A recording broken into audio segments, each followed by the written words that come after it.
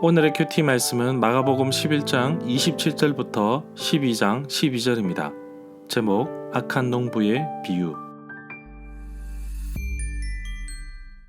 먼저 앞뒤 문맥을 살펴보겠습니다. 열매는 없고 잎사귀만 무성한 무화과 나무를 보시고 꾸짖으시는데 넓게 보면 건물만 웅장하고 진정한 예배가 사라진 예루살렘 성전에 대해서 꾸짖는 것으로 보입니다.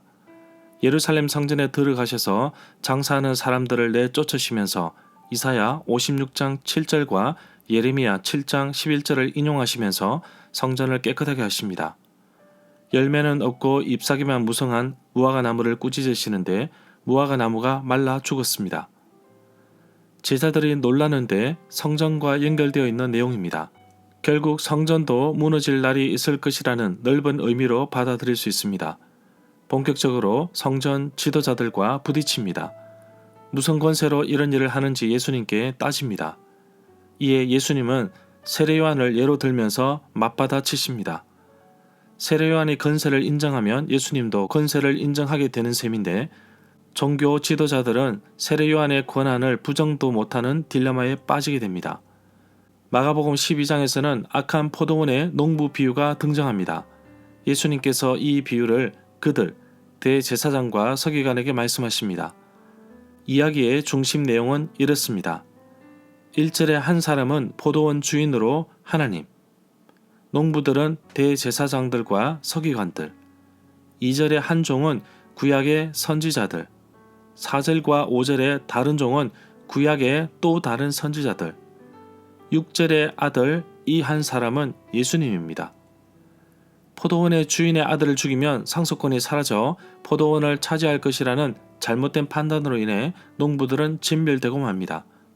이 이야기를 들었던 대제사장과 서기관들은 곧바로 자신들에게 한 말인 것을 알아차렸습니다. 그래서 예수님을 잡고자 하였지만 여전히 군중들은 아직까지 예수님 편에 있기 때문에 쉽사리 잡지 못하였습니다. 문단을 나눠보겠습니다. 11장 27절부터 33절은 예수님의 고난, 12장 1절부터 12절은 포도밭 악한 농부의 비유, 11장 27절에 보면 예수님의 권세를 두고 논란하는 내용이 나오는데 마가복음 11장 27절부터 33절, 마태복음 21장 23절부터 27절, 누가복음 20장 1절부터 8절에 나옵니다. 예수님과 제자들이 예루살렘에 들어가셨습니다. 11장 15절에 나옵니다. 그들이 다시 예루살렘 성전에 들어갔습니다. 27절입니다. 지난번 소동 성전 정화에 있었던 뒤라 대제사장과 서기관들과 장로들이 예수님께 나와서 무슨 권위로 이런 일을 하는지 물었습니다. 사실 대제사장과 서기관들은 앞서 예수님께서 예루살렘으로 올라가는 길에 세 번째 순환 때 등장했던 인물입니다. 10장 33절에 나옵니다.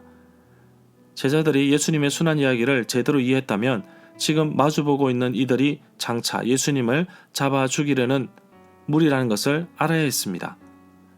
30절에 보면 예수님께서 세례 요한을 말함으로써 그는 어찌하여 사람들이 이 요한과 그의 회개 요구를 진지하게 받아들이지 않느냐 하는 물음을 간접적으로 제시하는 셈입니다. 그리고 예수님은 15절부터 17절에 선고하신 심판은 회개를 거부하는 데에 근거하고 있다는 사실을 이해시킨다고 할 수 있습니다. 세례 요한의 요구와 성전에 행하신 예수님의 행동은 하나님의 정권으로 일어났습니다. 그렇지만 이 한 가지 사실을 이해하려고 하지 않는 사람은 다른 것도 역시 이해하지 못하게 됩니다.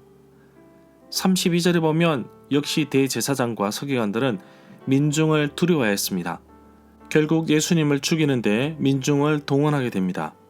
진정한 리더자 리더십이라기보다는 오히려 얄팍한 상술과 이익에만 눈먼 자들이 아닌가요? 대제사장과 서기관들의 질문 공세는 이렇게 막을 내리게 됩니다.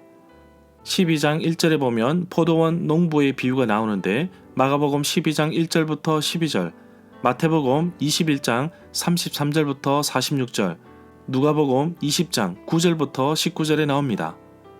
망대에 대해서 알아보겠습니다. 보통 돌로 쌓아 높이 만든 단을 말합니다.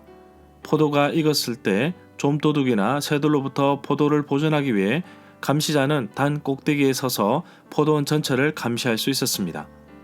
포도주 틀은 포도송이를 발로 밟아서 포도주를 만드는 데 사용되는 큰 통이나 구덩이를 말합니다. 요한계시록 14장 10절에서는 하나님의 진노의 상징으로 쓰이기도 하였습니다. 포도원은 구약 성경에서 이스라엘 백성들을 흔히 나타내는 상징으로 봅니다. 포도즙을 짜는 곳과 망대는 포도원의 정상적인 설비에 속합니다. 이 비유는 이스라엘 역사에 대한 엄한 결산 의미를 가지고 있습니다. 이해할 수 없는 인내심으로 하나님은 제3 자기의 종들, 즉 예언자들을 이스라엘 백성들에게 보내십니다. 하나님은 언약 백성의 선택에 상응하는 삶의 열매들을 요구하기 위하여 자기의 종들을 그들에게 보내시는 것입니다.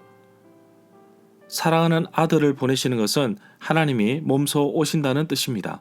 이것은 이스라엘의 경계를 폭파하는 새 언약 백성의 기초가 된다고 할 수 있습니다.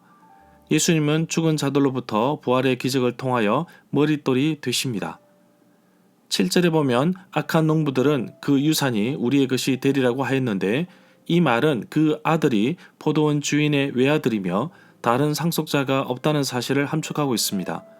그러한 경우는 소작인들에게 소유권을 주장해서 그것을 획득할 수 있는 좋은 기회였습니다. 10절에 보면 이 구절은 시편 118편 22절의 말씀을 인용하였습니다.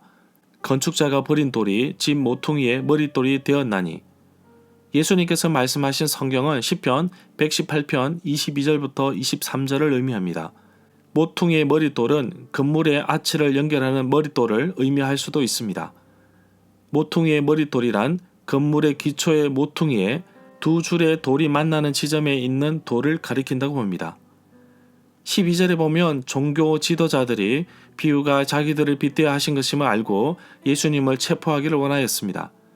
그러나 백성들을 두려워하여 예수님을 두고 떠나가 버렸습니다. 절마다 상세한 설명과 구절 해석, 핵심 내용과 중심 줄거리는 네이버 블로그에 올려져 있습니다. 내게 주시는 교훈입니다. 성전은 하나님의 것입니다.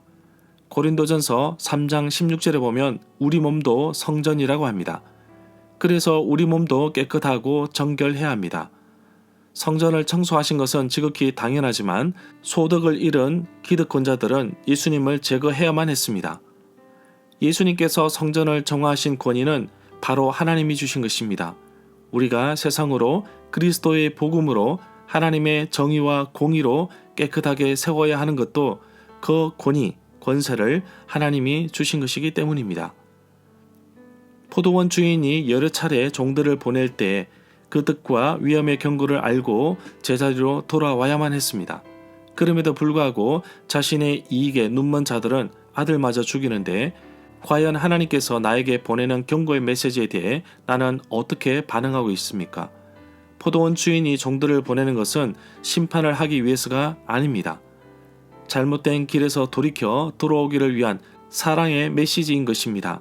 이것이 하나님의 은혜이며 나를 향한 하나님의 사랑인 것입니다. 오늘도 오래 참으시고 끝까지 나를 찾아와 주시고 회개할 수 있는 기회를 주신 것에 감사하며 살아가는 하루가 되기를 간절히 소망합니다.